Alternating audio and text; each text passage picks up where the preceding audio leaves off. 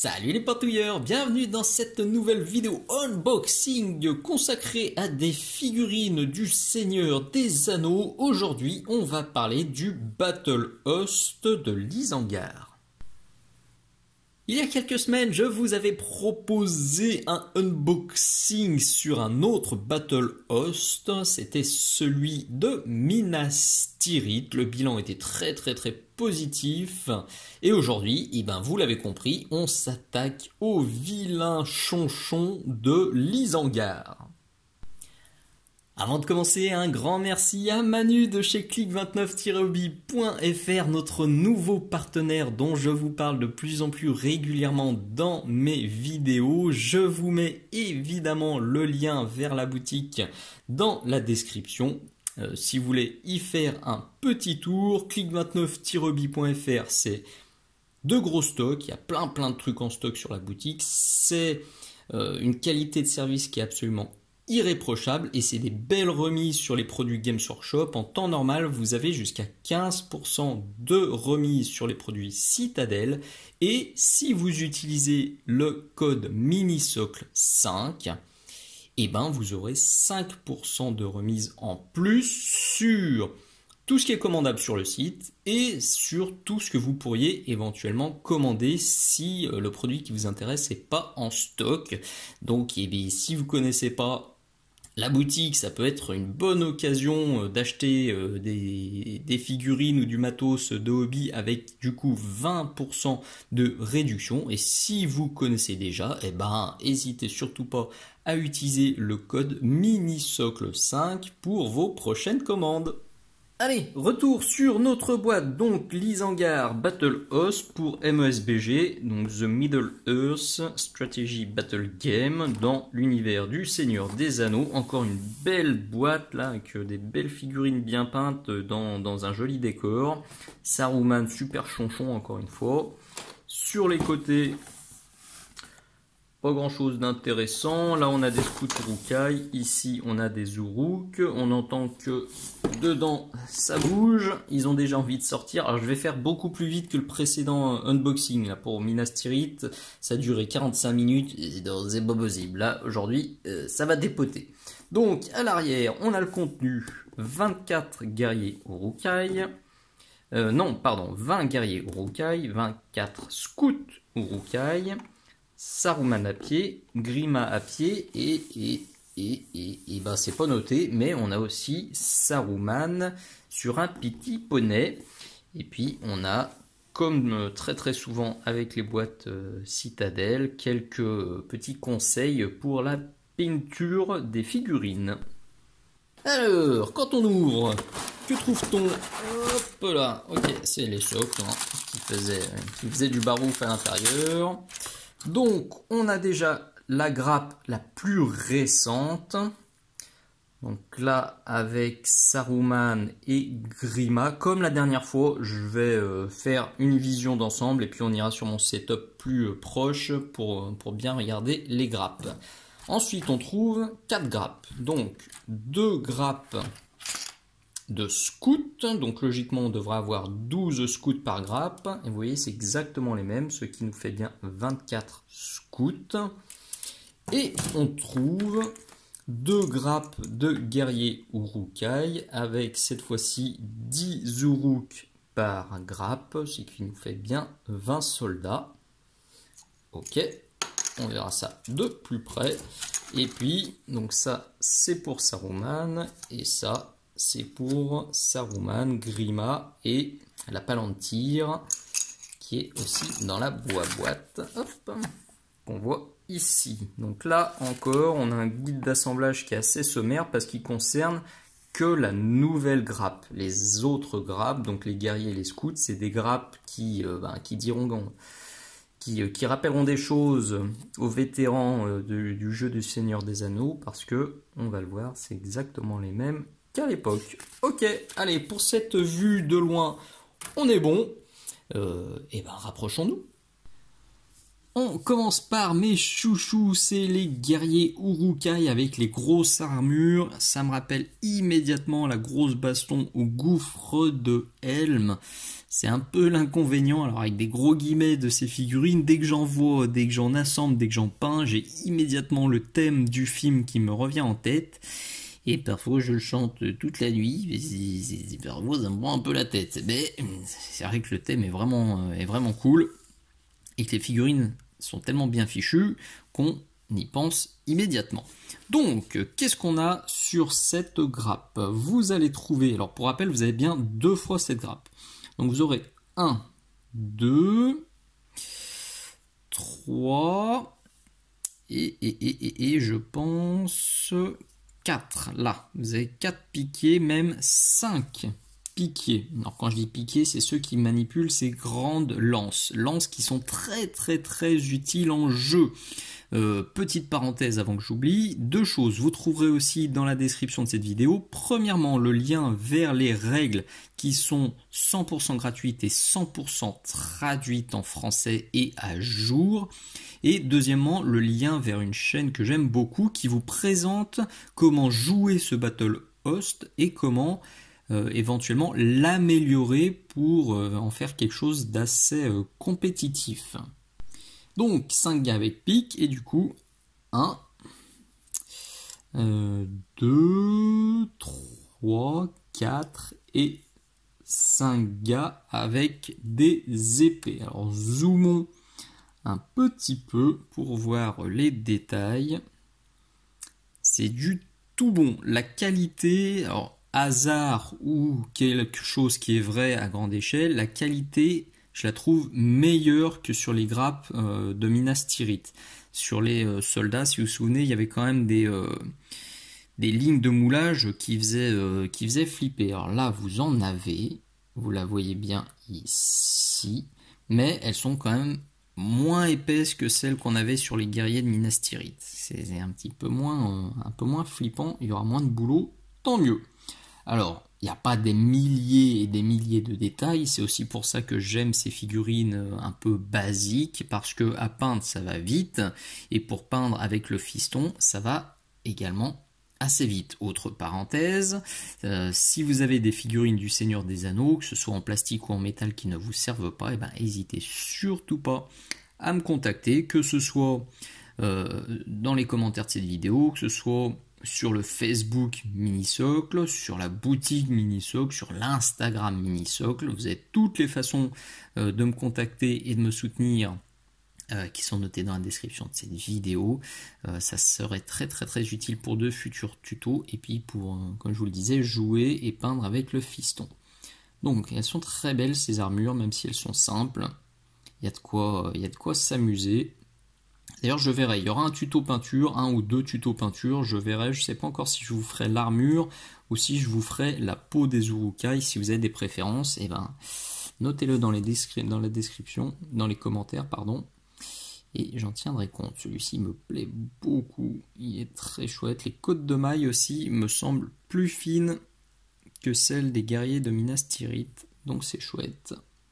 On a un max de pose, alors faites voir un peu ce visage là. On voit ces petites quenottes. On voit qu'il n'est pas allé chez le dentiste récemment. Les piquets, il y a juste ce qu'il faut de détails, vous voyez, sur les muscles des cuisses. Il n'y en a pas dans tous les sens. On a juste ce qu'il faut pour que ce soit agréable à la peinture. Sur celui-ci aussi, à chaque fois vous avez les mêmes boucliers. Hein. Hop là, je vous en montre un, mais c'est là aussi très fidèle à ce qu'on a dans le film. Et puis à l'arrière, on a l'épée, le tignasse, que je ferai probablement en blond, pour que ce soit joli, pour que ça ressorte bien. Alors même de dos, c'est chouette. RAS, on a un max de poses, elles sont variées. Et puis l'avantage sur les gars avec les épées, c'est qu'on en a plusieurs. Vous voyez, qui ont le bras droit qui est amovible. Désolé, hein, j'ai fait quelques plans un peu flous. Donc celui-ci, on a le bras amovible. Celui-ci, on a l'autre bras qui est amovible. Celui-là également. Donc déjà, juste avec vos 2 grappes, vous pourrez faire des poses qui seront variées. Voyons maintenant une des 2 grappes de scout. Alors les scouts, c'est des urukai en tenue légère, en tenue d'été. Il y a moins d'armure, il y a plus de tissu, plus de cuir. Le bilan est le même, le constat est le même, c'est des très belles figurines. Je vous en montrerai quelques-unes assemblées. Et puis sur des socles, parce que forcément sur grappe, c'est pas forcément très parlant. Donc on a des arcs, on a des épées. Celui-ci me plaît beaucoup, il est cool. Il est cool, ça. Je pourrais même faire un tuto cuir hein, avec ces figurines. Parce qu'il y a de la matière. Chouette. Celui-là, avec sa pose un peu je me la pète. Limite, on dirait pas un urukai. On pourrait le peindre avec les oreilles pointues, ça pourrait être un elfe. On a les mêmes boucliers, donc ça pour faire des armures et des armes rouillées. Ça va être du bonheur. Elle date de quand cette grappe? Où est-ce que c'est marqué? Ah bah ouais, c'est marqué là. Donc vous voyez ce que je vous disais, hein, c'est pas des grappes qui sont récentes. Celle-ci est de 2005, je vais pas regarder l'autre. Ah, et la précédente était de 2002. C'est pour ça que si vous avez déjà eu des grappes en plastique de cette gamme-là il y a quelques années, et ben vous les reconnaissez. Bon, c'est un sans faute aussi. Très belle ces figurines. Et puis comme je vous le disais, à la peinture, ça va permettre de faire d'autres choses. Il n'y aura pas que de l'armure, vous aurez plein de drapés et de tissus, de cuir bien crado à faire. Et en jeu, ça apporte aussi de la variété, que ce soit avec les arcs ou avec les épées. C'est des profils qui sont différents. Et ça, pour les premières parties, c'est super intéressant. La dernière grappe, c'est donc Saruman et Grima, et clairement, c'est deux salles, deux ambiances. On est sur de la technologie beaucoup plus récente, sur de la gravure beaucoup plus précise. On le voit immédiatement, hop là, sur par exemple le visage de Saruman, qui est très expressif. Là, on peut zoomer à mort et chercher les défauts. Il n'y en a pas. La barbe, elle est très bien sculptée, c'est très fin. Là, c'est beau. Vous voyez ce petit croisillon là sur les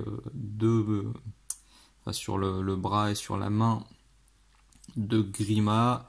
La petite moumoute sur la manche de Saruman qu'on retrouve là,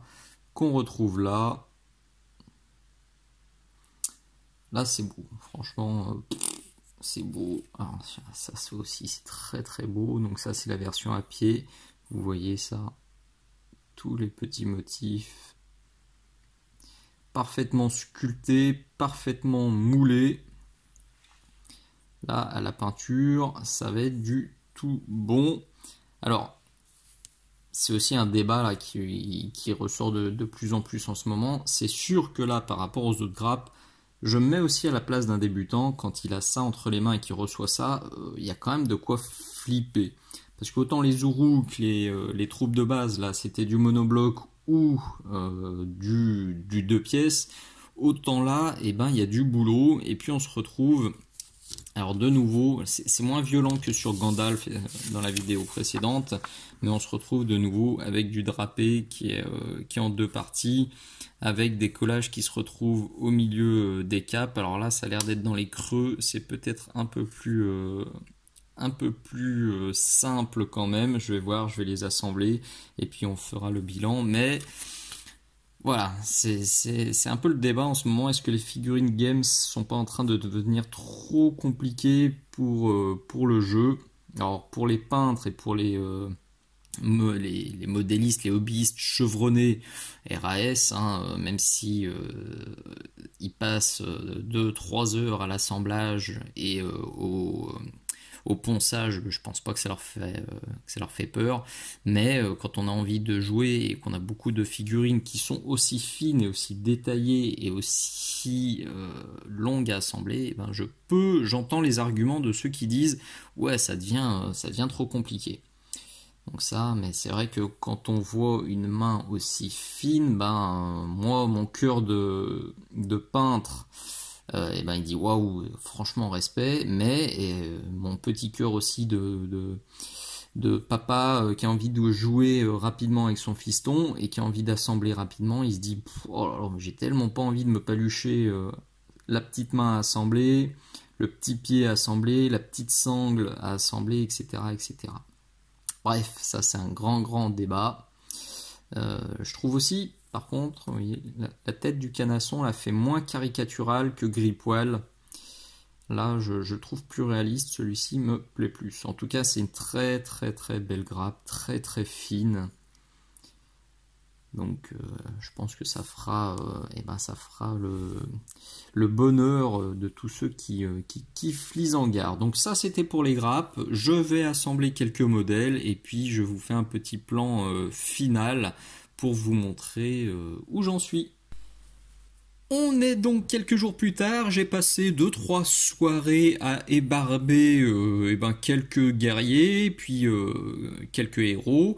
Donc je vais vous montrer, alors ça confirme ce qu'on voyait déjà sur les grappes, mais c'était un peu moins évident peut-être. Il y a certaines lignes de moulage qui picotent un peu, hein. Vous le voyez bien ici, il y a quand même un décalage qui fait tout le tour de la figurine.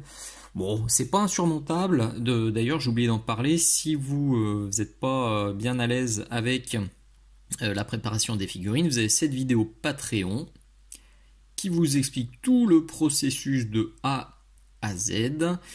Et typiquement pour ce genre de figurine, pour ce genre de ligne de moulage, personnellement, moi je gratte déjà avec des limes. Puis je finis avec du papier de verre 800 que j'humidifie. Donc les limes et le papier de verre, bien sûr, vous les trouvez sur la boutique Mini Socle. Je vous les note aussi dans la description si vous voulez les retrouver facilement. Donc, alors les Uruk, ils sont là. Une fois assemblés, c'est très beau, hein. Moi, ça me convient parfaitement. Comme je l'avais déjà dit dans la précédente vidéo, c'est de la figurine de base, c'est exactement ce qu'on attend. Il n'y a pas il y a juste ce qu'il faut de détails, c'est sympa à faire. Il y a un petit peu de métal, il y a un petit peu de tissu, il y a un petit peu de peau, et puis là avec la pique, ça donne un résultat qui est bien dynamique. J'ai celui-ci aussi. Vous voyez, genre pour se faufiler là sur les petites plaques, le papier de verre, là je me coupe des petits bouts et puis je viens gratouiller. Là sur la jambe, vous vous souvenez ce que je vous ai montré juste avant, il y avait une belle ligne de moulage. Là, le papier de verre, je le roule pour me faire comme une petite lime arrondie. Et ça va bien aussi pour les finitions. J'aime beaucoup aussi la pose de celui-ci. Alors ça c'est un scout. Alors j'ai celui-ci aussi, mais j'ai pas fini de les barber. Celui-ci je kiffe bien, j'aime beaucoup la pose. Alors faites gaffe avec ça là. Vous voyez, là le plastique il a bien blanchi parce que c'est à force de le tenir comme ça. Je ne m'étais pas rendu compte que le plastique était aussi fin et il y a un moment j'ai senti que ça partait un peu vers l'arrière. Je fais ouh loulou, j'ai fait une bêtise. Mais c'est bon, ça n'a pas pété et bien heureusement. Je pense que c'est d'ailleurs pour ça que celui-ci je l'ai mis de côté et que j'ai pas fini de le préparer alors que j'avais commencé, et je m'en vais le terminer dès que j'aurai coupé cette vidéo. Donc ça c'était un petit exemple d'Uruk, et puis j'ai fait aussi des scouts. Bon, c'est toujours des Uruk, hein, mais c'est sans les armures, c'est plus du tissu. Pour ceci, on va être honnête, il y a certaines zones, on ne sait pas exactement où s'arrête le tissu. Là, au début, je crois que c'était une petite lame. Et il y a certaines zones où il faut y aller en creusant un petit peu avec la lime pour redélimiter parfaitement les délimitations. Pour délimiter les délimitations, c'était magnifique ça. Mais c'est pas très grave une fois de plus, puisque c'est de l'Uruk, donc ils vont être crasse-pouec. On n'est pas, à une mini zone de tissu près. J'aime beaucoup la pose de celui-ci et beaucoup de la pose de celui-là. Vous voyez, tous les deux sont bien penchés en avant. C'est bien dynamique. Ça va être un vrai plaisir à peindre.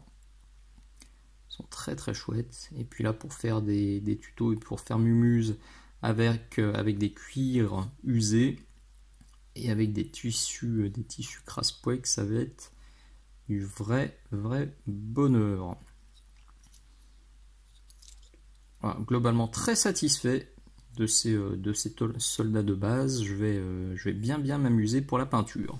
J'avais aussi sorti ces deux-là, je pensais les ébarber et vous les montrer, mais voilà, le temps me manque, là il faut que cette vidéo elle soit bouclée. J'ai un gros planning de tournage, là on est tout fin 2022, donc je veux que ce soit tourné très vite avant les fêtes pour que ce soit prêt pour 2023, mais ça fera partie des premières qui passeront aussi sous les pinceaux, parce que les poses me plaisent beaucoup. D'ailleurs les grappes de scout ou Hawkeye que j'ai eu sont plus propres que celles de guerrier. Vous le voyez, la ligne de moulage est vachement moins marquée, donc ceux-ci seront plus cool. Il y aura moins de taf et il y aura moins de temps à y passer. On va finir avec les deux héros, donc j'ai monté Saruman à pied et puis Grima. Saruman, ça a été du bonheur, le montage était très simple et tout est très malin, juste un gros warning. Vous voyez, on voit là que ça brillote un petit peu et là-bas ça brillote aussi un peu, tout simplement parce que c'est comme un œuf de Pâques, il faut coller l'avant et l'arrière. Hop là, vous le voyez. Hop là. Vous le voyez là-haut. Faites très attention. Ne mettez pas trop de colle plastique à ce niveau-là. Sinon, vous allez, en pressant, créer un gros bourrelet et ça va être dégoûtant. Et là, pour aller poncer dans le petit creux, bon courage. Donc faites bien gaffe, chargez pas trop. Idem sur la petite main, là, faut vraiment en mettre très peu pour pas que ça parte en cacahuète. Bon, alors comme je vous le disais, on a aussi du coup là ce creux dans le drapé qui est pas forcément très heureux, mais j'ai juste poncouillé et ça passera, ça peut faire illusion. On peut croire que c'est un pli, c'est quand même beaucoup moins embêtant que sur Gandalf où c'était en plein milieu du drapé et perpendiculaire au drapé, ça faisait franchement, c'était vraiment à pleurer. Et si on peut zoomer encore un peu, vous voyez tous les détails là qu'on voyait sur les grappes sont vraiment jolis. La ligne de moulage sur le bâton, elle était un peu troublante parce que elle s'effaçait, mais on voit encore un trait blanc. Je pense que c'est parce que le plastique est un petit peu forcé quand j'ai décroché et que j'espère en tout cas qu'au sous-couchage, le blanc va disparaître parce que quand on gratte, on n'a plus du tout de relief. Donc je pense que ça s'est effacé. C'est juste un petit résidu sur le plastique. Et ça devrait être cool une fois sous-couché. Très belle figurine. Vraiment, ça, je surkiffe Saruman. J'ai un peu galéré aussi avec le haut de son bâton. Là, vous le voyez, on voit de même une ligne là qui est perpendiculaire, qui court sur la petite boulette.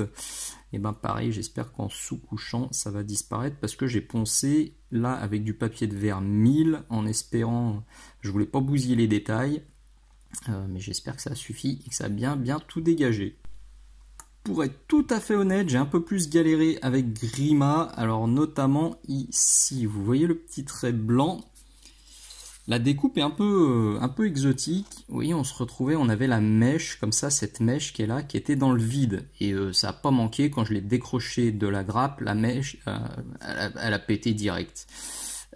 C'était un peu frustrant parce qu'en plus la croche était juste à côté, donc je me suis dit qu'ils auraient pu faire ailleurs, mais bon, je suis pas spécialiste du moulage, donc il y a sûrement une raison pour l'avoir mis ici. En tout cas, faites bien gaffe quand vous la décrochez, ça peut facilement péter.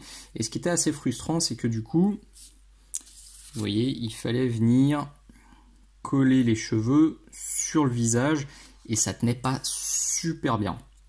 Donc là, j'ai dû serrer pendant 4-5 bonnes minutes et appuyer vraiment fort avec la colle plastique pour que ça vienne souder. Puis je suis revenu dessus 10 minutes après pour resserrer encore. Sinon, les mèches partaient vers l'avant et c'était hyper moche.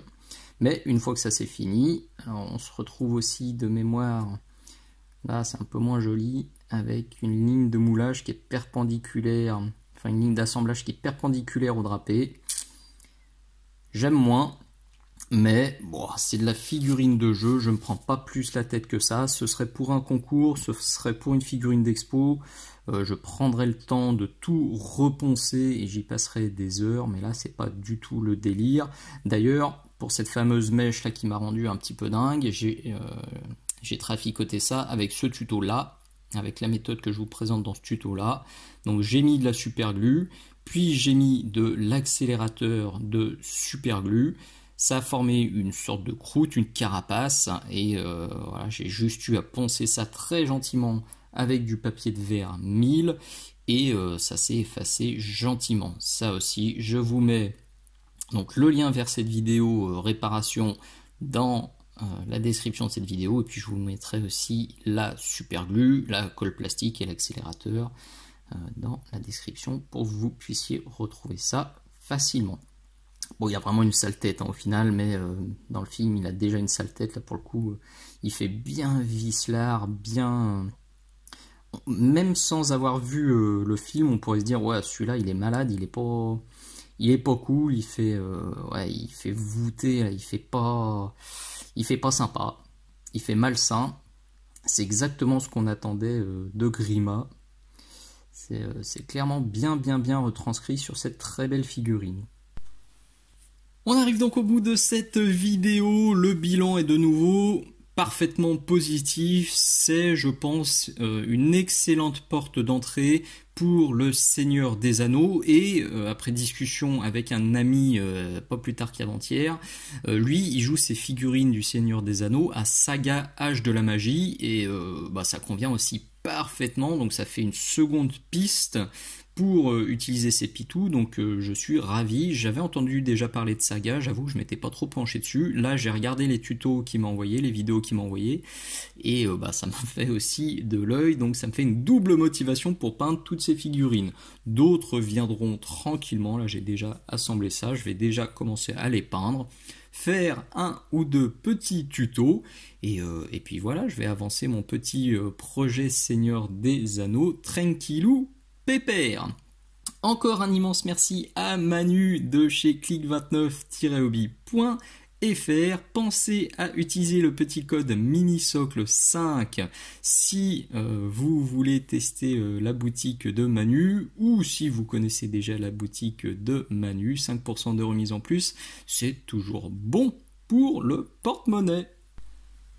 Si cette nouvelle vidéo vous a plu, si le contenu de ma chaîne vous plaît, pensez bien, s'il vous plaît, à vous abonner, pensez à liker, pensez à partager, pensez à en parler aux amis.